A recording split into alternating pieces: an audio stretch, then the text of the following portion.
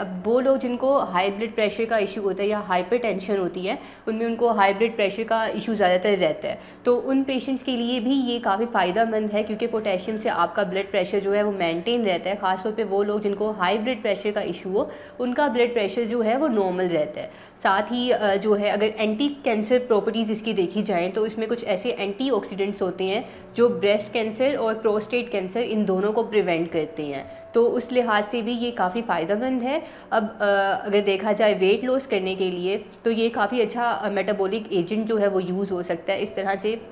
कि इसमें जो स्टार्च होती है, जो रेजिस्टेंट स्टार्च होती है, वो फैट बर्निंग एजेंट होता है काफ़ी अच्छा, मतलब आपका जो फ़ैट है वो काफ़ी अच्छे से बर्न हो सकता है। तो और साथ फाइबर होता है, जिस वजह से आपकी जो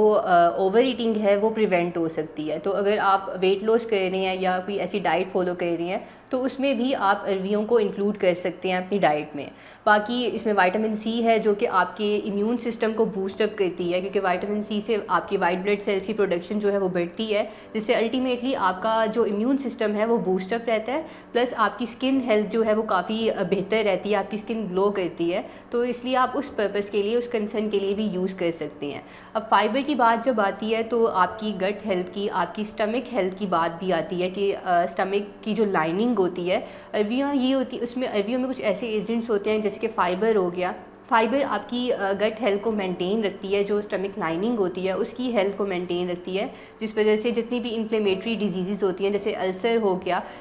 उसको वो ज़्यादा से ज़्यादा प्रिवेंट करती है आपके अंदर। अब ये वो सारे हेल्थ बेनिफिट्स थे जो कि आपको अरवियाँ खाने से मिल सकते हैं, या आप जिसकी वजह से आप अरवियों को अपनी डाइट में इंक्लूड कर सकते हो।